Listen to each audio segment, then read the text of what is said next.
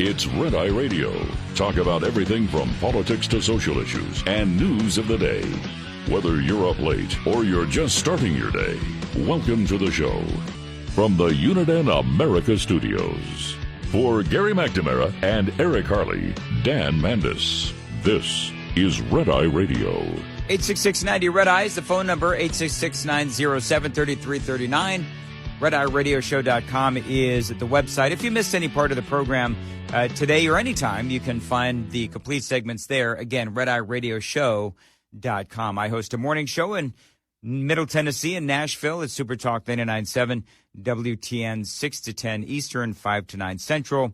And mystery has been solved from the Washington Examiner. I had happened upon this video of Antony Blinken, of course, Secretary of State Antony Blinken, and this Ukrainian government official. And they're in McDonald's. And they're sitting there and they're just eating fries and talking about how McDonald's is great hangover food, which I always thought that was Taco Bell, but whatever. And so I was trying to figure out, okay, what exactly is it that they were trying to portray? What is the message that they're trying to give to the world as these two dignitaries, if that's what you like to call Antony Blinken? And with them eating at McDonald's, what is the message for the American people and the people of Ukraine? Well, it's the McDonald's is opening back up in Ukraine. That's what apparently the message that they have is, that things are going so swimmingly in Ukraine that they're opening McDonald's back up. And by the way, it's no In-N-Out, but whatever.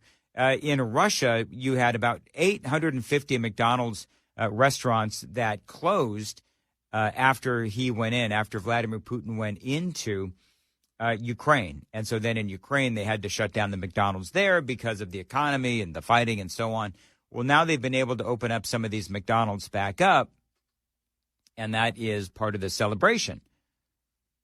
Now, my question is, okay, well, now since they're opening the McDonald's back up, can we stop giving Ukraine billions of dollars with unaccountable funding? I mean, can we do that? No? Okay. I'm just asking. I was reviewing audio from Karine Jean-Pierre and the White House press briefing today. Yesterday, and one of the things that she said, you know, I know that her lies are well documented, but, you know, it's almost like every day there's yet another one. And she talked about gas prices. Now, you do know that gas prices are on the rise yet again. Well, according to Karine Jean-Pierre, no, they're not. According to KJP, everything is perfectly fine. If you look at what we've been able to do from last summer to this summer, lowering gas prices by $1.20, that is because of the work that this administration has done. And so we're always going to be focused on what steps we can take to continue to lower prices for Americans. If you look at when she says that, you know, the Biden administration is working really hard to lower the price of gas, well, she's forgetting that gas is still a lot more expensive than it was when Joe Biden took office. And perhaps it's unfair. Here's the thing. Is it unfair to hold Joe Biden accountable for the price of gas when he took the oath of office? Because when he took the oath of office, the price of gas was $2.39. Today it's $3.80, and they're going to keep climbing. Is it fair to hold Joe Biden accountable for the rise in gas prices? See, I say yes. Other people say it's not fair, but I say yes. And the reason why I say yes is because a big part of his campaign was drilling, and how there would be no more drilling on federal lands across America. Remember all this? No more drilling. There is no more drilling. I haven't formed any new drilling. No, he said no new drilling. Now, of course, it's on federal lands, and there's some qualifications there. But, you know, he did make drilling a big part, and the oil leases, the new oil leases, he made all of that a big part of his campaign. And this absolute, in my opinion, irrational drive to electric vehicles, this pressure that the Biden administration is putting on the automakers and in turn the American people to fork out way too much money for these electric vehicles, it is fair to hold Joe Biden accountable because he made this a big part of his campaign. No more new drilling. We're going to cancel out the pipelines. Everybody's going to have to drive an electric vehicle. I mean, all of these things do have an impact on the price of gas. I mean, we can also talk about the regulations, but the bottom line is that Karine Jean-Pierre, in that audio bite, she said that the president is doing everything he can to lower the cost of gasoline. That is untrue. He has been fighting domestic oil production since day one. He's been fighting domestic oil production since he said that he was running for the presidency. Part of the headlines today, gasoline prices in the United States are at the highest level that we have seen at this time of year in over a decade. And that could soon climb even higher. So when Karine Jean-Pierre says that, gas prices are actually looking really good, really positive growth and momentum in the lowering of gas prices, that's actually not the case. Gas prices are going back up. And that is part of the headlines, that right now on this September 7th, gasoline prices in America are at the highest level seen at this time of year in over a decade. Continuing on with the story from the Associated Press, U.S. gas prices just hit the highest summertime levels in 10 years, even as driving season comes to an end, according to Bloomberg. The national average for gasoline for a gallon of gas climbed to $3.80 yesterday on Wednesday, surpassing last year's highs and notching the second highest level ever per AAA. They say that fuel prices have climbed even as the holiday season winds down, driving season, which typically leads to a decline in gasoline demand among drivers.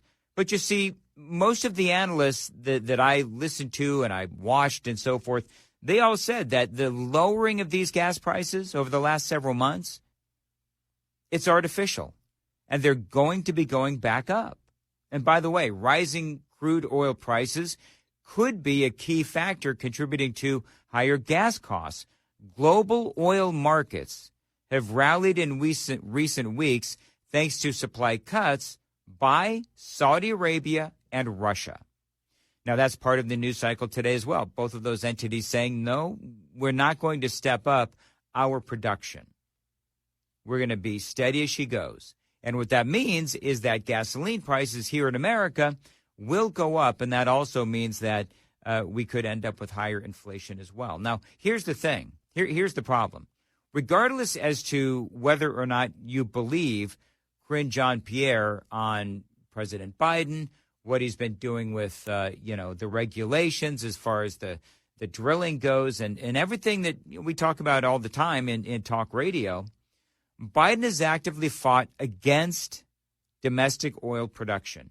Again, he campaigned on it. I played you the audio of him saying no new drilling. He said that a number of different times. Now, when he took office, he also constantly said no more new oil leases on federal lands. He imposed a ton of new regulations that impacted oil companies' ability to drill and refine that oil that they were able to capture. You see, you go and you talk to the oil companies, you've got what Karine Jean-Pierre says, which is, oh, yeah, the president's doing all he can to lower gasoline prices for the American people. Well, that's actually not true, because he has leveled all kinds of regulations on the oil companies, and they will tell you that. They are the ones that are the victims to his regulations. And so now Biden and others are going to say, well, the oil companies have made record profits in 2022. Their profits were way up. Well, that may be true. but they were struggling during COVID. The oil companies were. They were struggling during COVID. So when gas prices are lower, nobody is defending the oil companies or helping the oil companies or showing any kinds of concern. But when prices go higher, of course, yes, everybody starts screaming, including, of course, the president. Give me a break. Enough is enough. Look, I'm a capitalist. You've heard me say this before. I have no problem with corporations turning a fair profit or getting a return on their investment in innovation. But this is remotely what's happening. I think they have a responsibility to act in the interest of their consumers, their community, and their country. Well, to invest in America by increasing production and refining capacity. The oil companies very much disagree with what Joe Biden is saying. And they will tell you, and I've got some of their quotes coming up next, they will tell you that this is a president that has been doing nothing but interfering with their desires and their plans to expand their domestic oil production. So I've got that story for you, and a reminder of what the Biden administration is doing regarding oil prices and what Jennifer Granholm said a while ago that really did expose the Biden administration's plans to destroy domestic oil production. It's all straight ahead, 866-90-RED-EYE, 866-907-3339. Got a lot more straight ahead. Dan Mandis, this is Red Eye Radio. An extreme heat wave over much of the nation's midsection and eastern areas should come to an end due to a strong cold front arriving. USDA meteorologist Brad Rippey. Generally, the front extends from the Great Lakes region southward into the Mid-South, and there is much cooler air arriving in the wake of that system. As the system moves eastward, it will slow down as it meets up against a ridge of high pressure. You put it all together over the next 5 days, not only will the heat wave end across the eastern U.S., but we could be looking at some 1 to 3 inch rainfall totals, particularly in the middle and northern Atlantic states over multiple days. That'll be in the form of showers and scattered thunderstorms. However, the front will have a hard time pushing into the core of the heat wave in the deep south. So we will continue to see those triple-digit high temperatures lasting at least into or through the weekend in parts of the deep south, namely in Texas and Louisiana. I'm Ron Bain reporting for the U.S. Department of Agriculture in Washington, D.C. This report is made possible by Cenex Roadmaster XL Premium Diesel and Citgo Lubricants. Lines open for your calls. 866-90-RED-EYE on Red Eye Radio.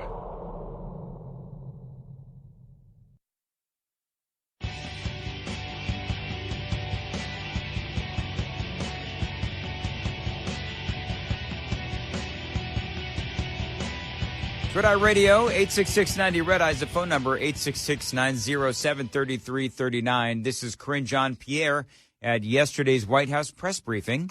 If you look at what we've been able to do from last summer to this summer, lowering gas prices by $1.20, that is because of the work that this administration has done. And so we're always going to be focused on what steps we can take to continue to lower prices for Americans. If you look at what you have a lot of folks from the oil companies saying that is just a bunch of BS. Because they're saying that Joe Biden, and people talk about this all the time, Joe Biden has done really nothing to lower oil prices, to lower the price at the pump. As a matter of fact, the oil industry blames the president for those higher prices. Now, again, we were talking about during the previous segment how the president and others on the left were complaining because the oil companies and the gas companies, they made record profits in 2022. Nobody was talking about how they were losing their you-know-whats in 2020 and 2021 during COVID. So there's a lot of play here, and it's not just about, I would say to the president, it's not about demonizing the oil and the gas companies. They got to make the money when they can. First of all, it's called the free market. But for her to say that the president is doing and has done as much as he possibly can to lower the price of gas, that's not true. Because the president is overregulating this industry. They're doing everything they can to discourage domestic oil production. Now, this is from the Washington Post. You ready? The oil industry blames the president for the drop in leasing. Remember, one of the things that Biden said, I played you the audio where the president, when he was campaigning, and of course, shortly after he won the election, where he said, and he reminded Americans over and over again, that he didn't want any new leases. No more drilling. There is no more drilling.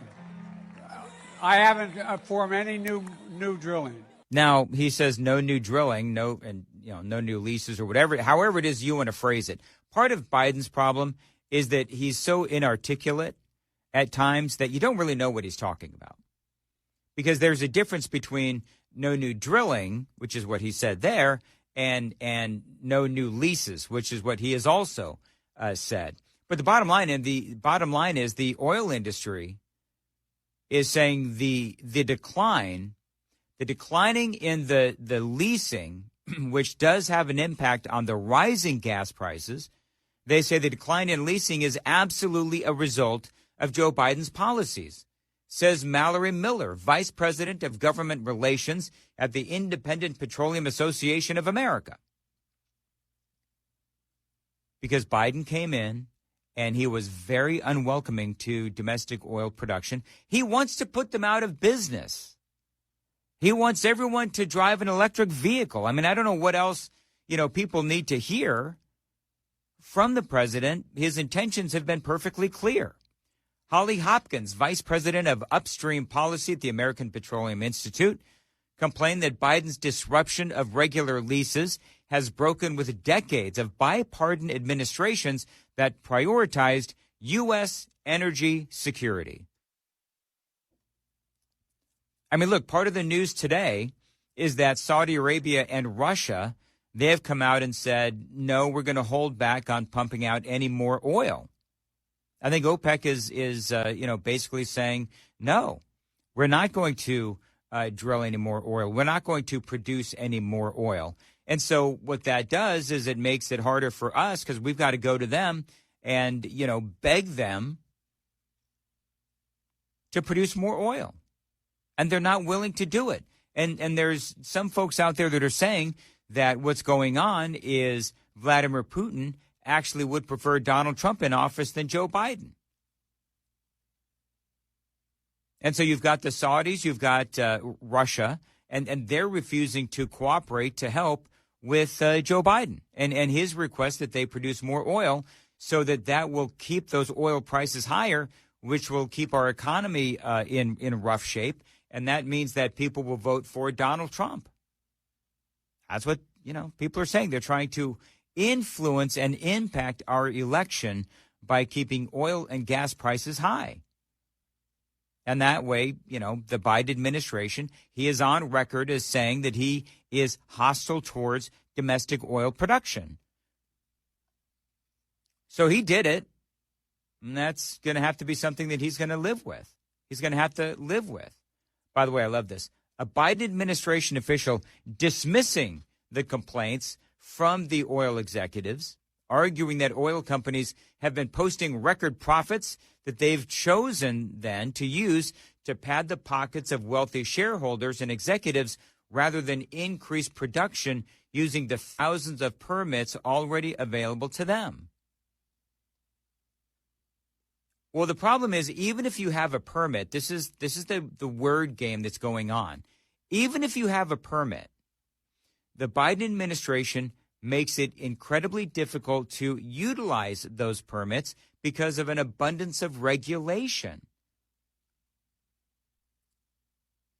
And so President Biden has never been friendly to the oil and gas companies. We need to be more energy independent. Everyone who has half a brain knows that, which is why Joe Biden doesn't know that, it would appear. 866-90-RED-EYE, 866-907-3339, RedEyeRadioShow.com.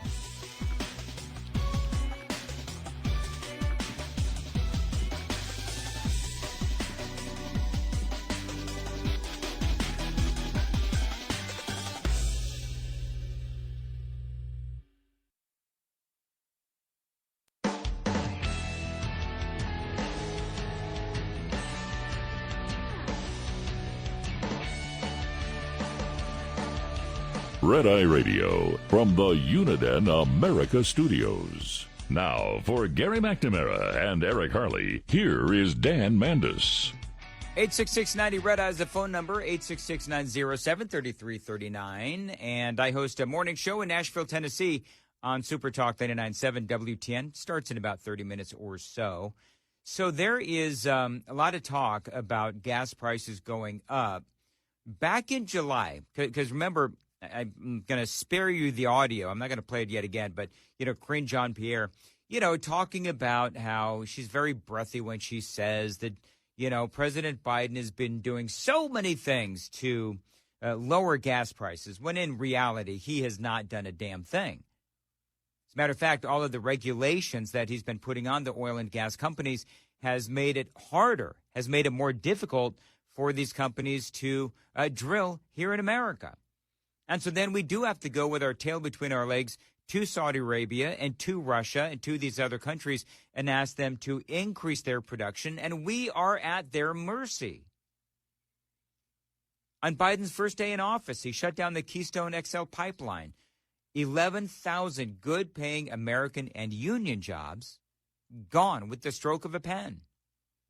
Back in July, it was determined that Joe Biden, the guy that is doing everything he can to lower the price of gas, that Biden would raise the amount of money oil companies would have to pay before they can drill on public lands 20-fold. So if a company, wants to drill on public lands, they get one of these leases or they already have one of these leases or whatever, and they got to pay whatever fee it is. Well, Biden has now increased that 20-fold. Do you think that that's going to help gas prices go down, making their costs go up? No. That's just going to discourage production here in America. I mean, what else has Biden done? He suspended oil and gas leasing on federal lands. This is from the Republicans in the House. They're delaying permits for energy infrastructure and pipelines. They're draining our strategic petroleum reserves, compromising both our energy and national security. And as they say, begging foreign regimes like Saudi Arabia, Iran, Venezuela, and Russia for more oil, that is not a good game plan. And so when Jennifer Granholm was asked, of course, she is energy secretary, and she was asked the question, okay, we have these prices going up. What are you going to do about it? What is the Granholm plan to increase oil production in America? Oh, my God. That is hilarious. Yeah, that's what she said. She says, that's hilarious. We're not going to do that. And by the way, everyone certainly knows that their passion is forcing, manipulating the market and getting as many Americans to buy electric vehicles as possible, even though electric vehicles, they have their own carbon footprint as it relates to their batteries and some other things. Don't get me going on the human rights issues involved in electric vehicles. And so the electric vehicles have all kinds of issues themselves. Yet the Biden administration, in what I would call, of course, virtue signaling, they want everybody to go out and buy one of these $60,000 to $65,000 electric vehicles. It really is ridiculous. And so for, Corinne Jean-Pierre, the other thing that they do, and then I promise I'm getting to the calls, the other thing that they'll do is she will say, oh, yeah, we've tried to get the oil and gas companies to increase our production here in America. Well, they'll say that, yet at the same time, they've openly said that they want to put them out of business. So they're saying one thing, but then what they're actually doing is quite another.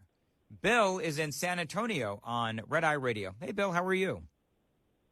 Hey, I'm doing great, Dan. I love your show. I'm just wanting to hope you hammer home to all the people out there that are listening. It's all basically economic, supply and demand. Supply goes down, demand stays up, your prices are going to rise, and that all affects the consumer's in pocketbook. At the gas pump, I'm a truck driver. Diesel prices go up, guess what? Your groceries are going to be going up because it costs more to get them shipped to you, to the grocery store. So that attributes to the inflation. Yep, you're right. Anytime, anytime gas prices go up, then you're right, Bill. And thanks to folks like you transporting our goods. Thank you, by the way, for what you do.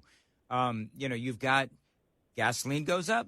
Cost of everything that needs to be transported also goes up because it costs more to transport them. And you're right, Bill.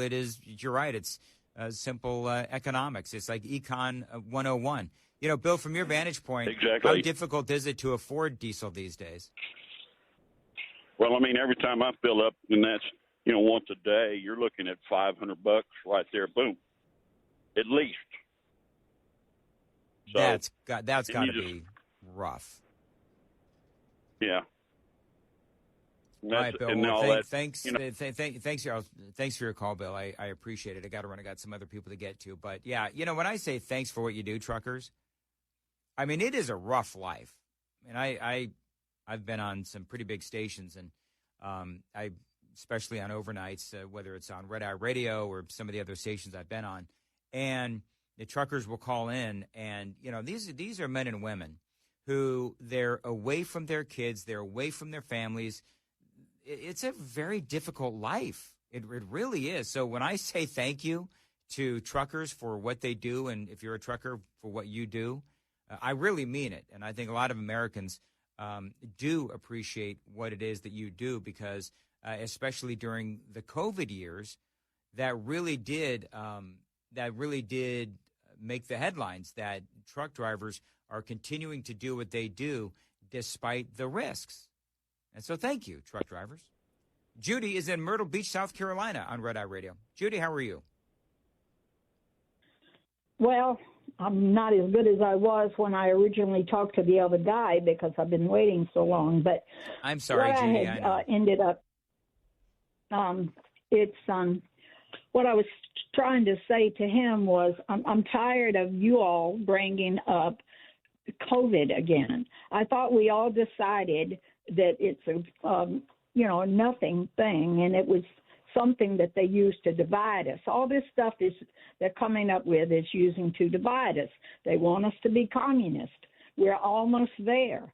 I don't like the fact that you keep bringing up that woman. You say that Corinne D. whatever. Yeah. You sound like you're trying to make her name a household word. You can say Biden's press secretary after you've said it once or twice. But you keep saying it, and it makes me want to turn the radio off. Anyway, look at this. The Democrats are not going to do anything. They work closely together. That's one thing that the Republicans do not do. I'm not a fan of the Republicans because I see about 90% of them are just trying to fatten their pockets. Some of them are working. That's why I leave 10% out there.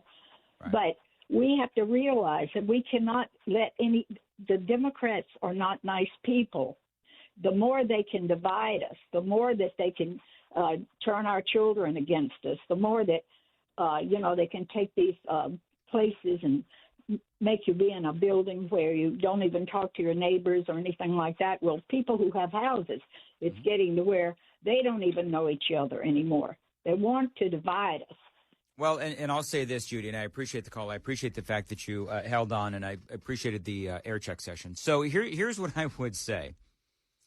First of all, the reason why I talk about COVID, and I don't know how closely, Judy, you were listening, but the reason why I'm bringing up COVID is to point out, in fact, I did a whole thing yesterday on COVID here on Red Eye Radio, where they've now got but they've got a lot of the research. They've got enough cases under their belt. They've done the studies. And it is clear that the current version of COVID, the current variant is, it's not really a thing. It's not a big deal. And so when you see the media talking about COVID and, mask mandates and the rest of that, what I'm doing is I'm debunking what they're reporting. So when I talk about COVID, I'm talking about it from the standpoint of we're going to be okay. Here's what the research shows. So don't listen to the networks and, don't listen to Biden and some of the other people in his administration. They are trying to scare you. But to not talk about it would be, I mean, there's a lot of people that want to hear about this. That's number one. Number two is, and when I talk about Fauci and masks, by the way, going back very quickly to the COVID thing, realize when I'm playing audio from Dr. Anthony Fauci, it's because he is being roundly criticized for his sort of flip-floppery on masks. And then he comes out and he says, well, yeah, there's no real indication. I forget the exact words, but, you know, he was talking about the effectiveness of masks on the on COVID and on the pandemic. And he said there is no real indication that the masks helped during the pandemic. Well, that is news, because people like me, we were dealing with, you know, death threats from people that would say, why are you calling into question the effectiveness of masks? Well, the reason I was doing that, and the reason we were doing that, is because there was research at the time that the masks were not necessarily working. So when I talk about COVID, at least when I'm, you know, hosting either my show in Nashville or, you know, here on the network, I'm presenting you what I would say is an honest assessment of where I think, you know, this particular strain of COVID is. So that's why I talk about it. I'm not going to not talk about it. That's just silly. The reason I talk about Corinne Jean-Pierre is because she is, Judy, a household name to people who listen to this program and to people who know a lot about politics and to people who are dialed in to what's going on both the left and the right. Everyone knows who she is. And so the reason why I bring up her name as opposed to talking and saying that she is the White House press secretary, I also use the title as well. But, I mean, I've got to tell folks whose audio I'm playing.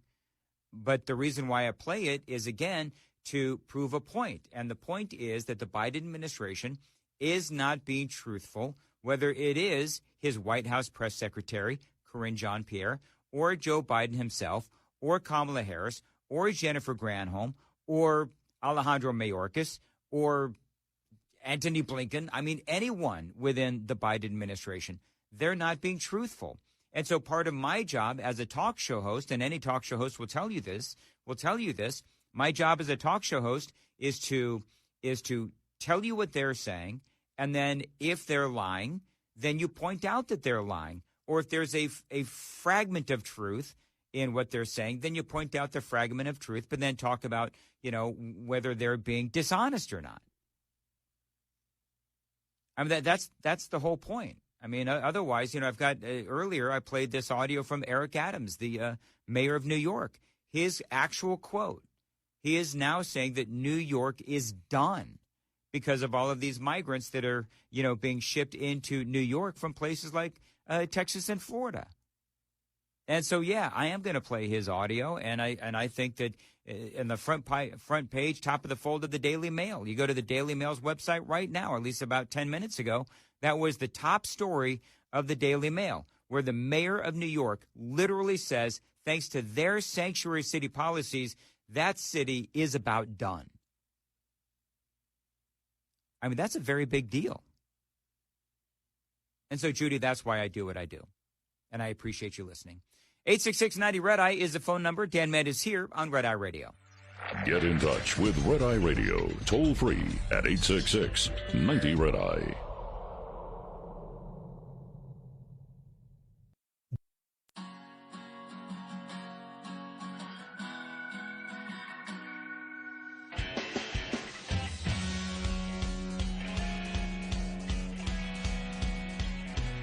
Red Eye Radio, 866-90-RED-EYE. I want to say hello to Adrian, Richmond, Virginia. Adrian, go ahead.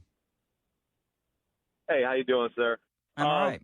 Really enjoy how you finished that last segment because you nailed it. That's exactly the way it works. And you know, if someone's lying, you got to call them out, or you just got to point it out and leave it that the cards fall where they're going to fall. You and I had a conversation a while back, and I just wanted to kind of see your opinion, see what you see the movement as I kind of predicted. You know, I told you that I'm a Latino, and I only bring that to make a point real quick. You know, they are wanting to vote for Trump.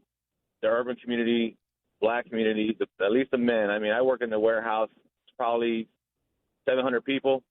give it taking a day in and out, and I would say it's about 60-70% of black folks, and we all talk, we all get along. There's no hatred, we have fun, and they're they're seeking out Trump. They really are, and they want to vote for him. But I wanted to get your opinion. I mean, do you see that starting to turn? And what I mean is, real quick, is I keep pushing for Trump, and if you speak to somebody or ever get a chance to speak to the president or someone close to him, I think he should roll the dice and do a rally in like Chicago or New York or somewhere big like that. Oh, because, wow. I think because if he can grab it, I know people always say wow, but I really think I'm saying they talk. All right, well, listen, Adrian, I gotta put you on hold. We're right at the end of the show. Thank you for calling. I will talk about this tomorrow night on Red Eye Radio. Again, appreciate the call.